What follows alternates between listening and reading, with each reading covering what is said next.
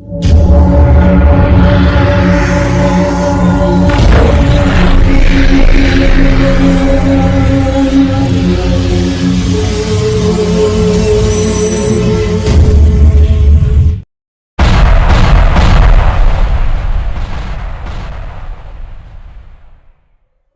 दोस्तों, मैं सुजीत कुमार आप सभी को सुजीत स्टडी प्लस पे हार्दिक अभिनंदन करता हूं। अगर हमारे चैनल से आप लोग जुड़ना चाहते हैं तो हमारे चैनल को सब्सक्राइब करें और बेल आइकन को प्रेस करके ऑल पे सेलेक्ट करें।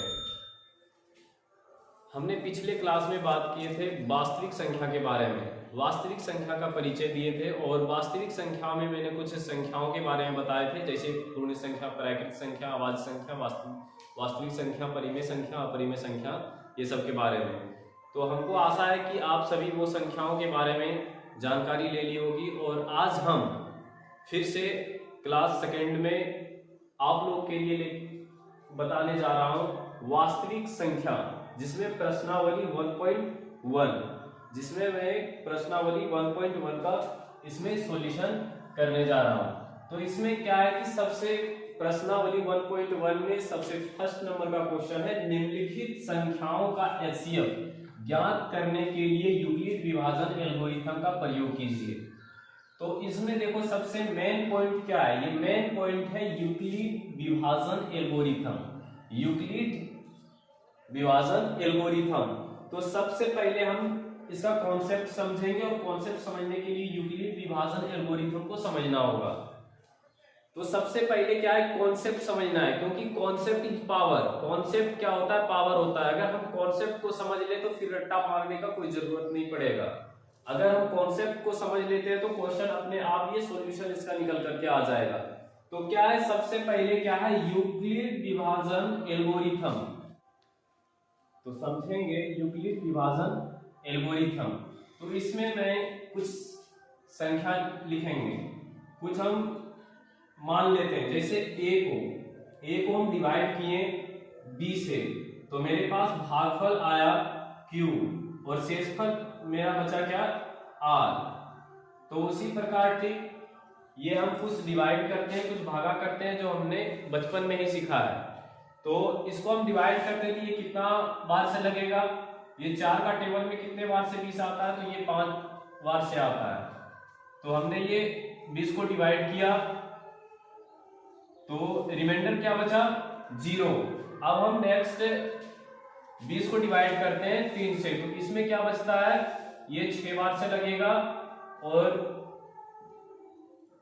इसको जब हम घटाएंगे तो मेरे पास क्या बचेगा, रिमाइंडर मेरा 2 आएगा, 2। और फिर हम 28 को डिवाइड करते हैं 5 से, तो कितना बार से ये लगेगा, 5 बार से लगेगा और ये रिमाइंडर कितना देगा हमको, 3 देगा।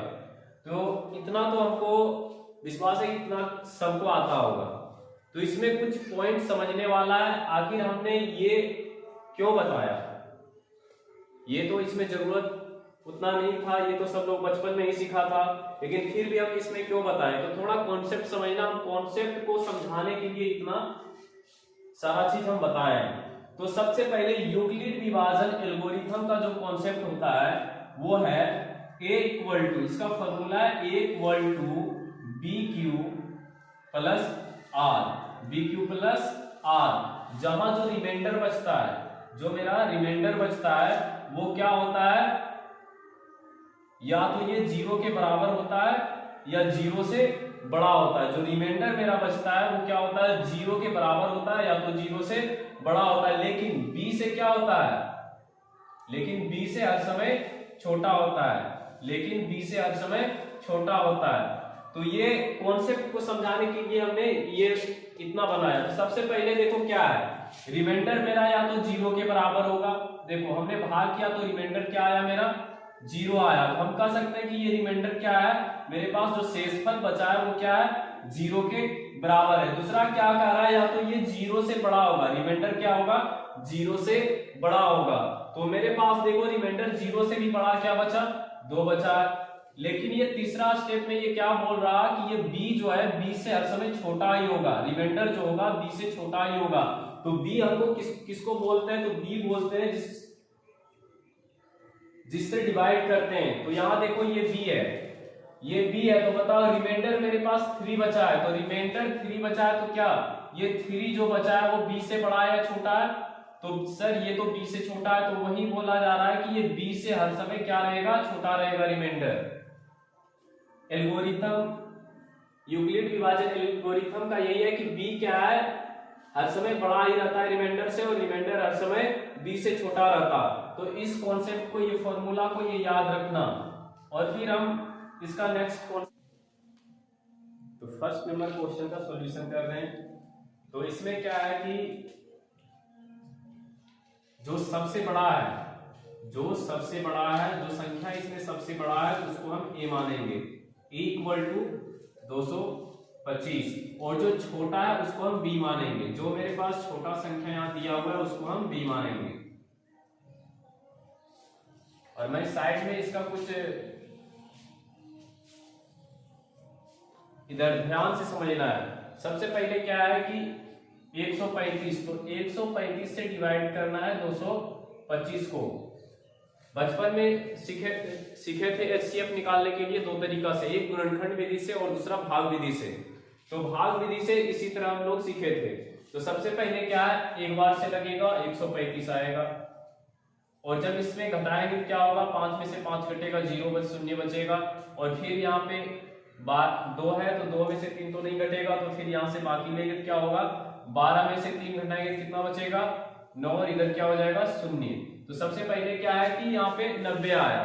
तो बचपन में सीखे हुए कि अगर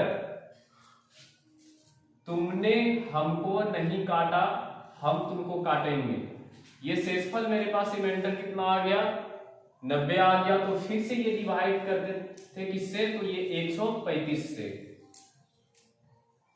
और फिर कितना से लगेगा, ये फिर एक बार से लगेगा। फिर जब माइनस होगा तो इसमें क्या आएगा 45, और फिर नहीं कटा तो फिर से वही होगा। फिर से अब किसको डिवाइड करेंगे, तो 90 को डिवाइड करेंगे कितना बार से, तो ये 2 बार से लगेगा। रिमाइंडर क्या आ गया 0।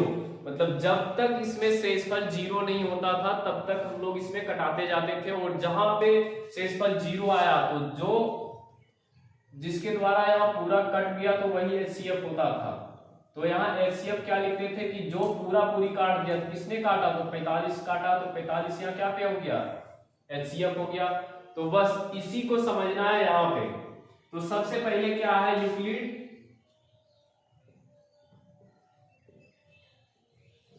विभाजन एल्गोरिथम।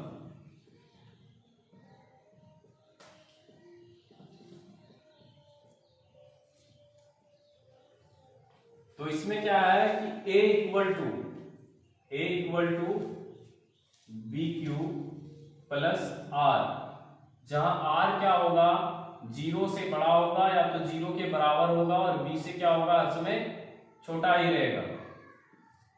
तो इसमें सबसे पहले समझना है, इसमें चरण 1 में हम लिखते हैं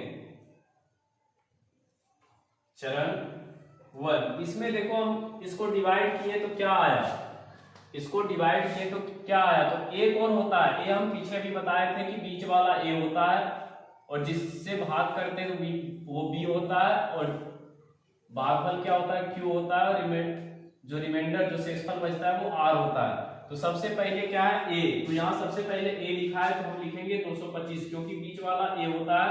तो 225 बराबर क्या होगा बी, तो बी मेरे पास क्या है 135, तो 135 लिखेंगे। उसके बाद क्यू मेरे पास क्या है 1, और प्लस रिमाइंडर मेरे पास क्या है, तो रिमाइंडर जो शेषफल बचा है वो क्या है 90। तो हम यहाँ लिखेंगे, यहाँ इसमें क्या है शेषफल 0 नहीं आया, तो फिर से ये क्या हुआ, फिर से आगे बढ़ाए तो वही हुआ। यहाँ पे क्या लिखेंगे, यहाँ r इक्वल टू नॉट 0, यहाँ क्या है रिमाइंडर 0 नहीं है, शेषफल 0 नहीं है, तो फिर से उसको हम इधर बनाते हैं।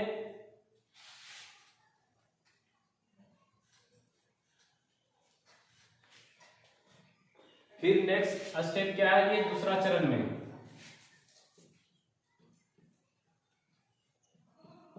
चरण 2 में क्या हुआ, जो बीच में है उसको ए बोलेंगे, जो साइड में इधर है तो उसको बी, और इसको क्यू, और नीचे जो रिमाइंडर बचा है वो रिमाइंडर।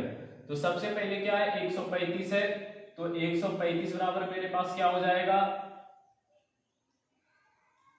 90 गुने 1, और फिर क्या होगा प्लस 45। फिर यहां क्या हुआ कि यहां जो शेषफल बचा वो रिमाइंडर जो बचा वो 0 के बराबर नहीं है। ये 45 जो मेरे पास शेषफल बचा ये 0 के बराबर नहीं होगा, तो फिर ये क्या हो जाएगा, फिर से अगला चरण में चला जाएगा ये, और फिर अगला चरण में तीसरा चरण क्या होगा, फिर यहाँ बीच वाला ये ए हो जाएगा, तो हम फिर यहाँ लिखेंगे 90 इक्वल टू क्या, तो 45 गुने 2, और फिर क्या हो जाएगा प्लस रिमाइंडर मेरे पास क्या बचा 0। तो यहां क्या है,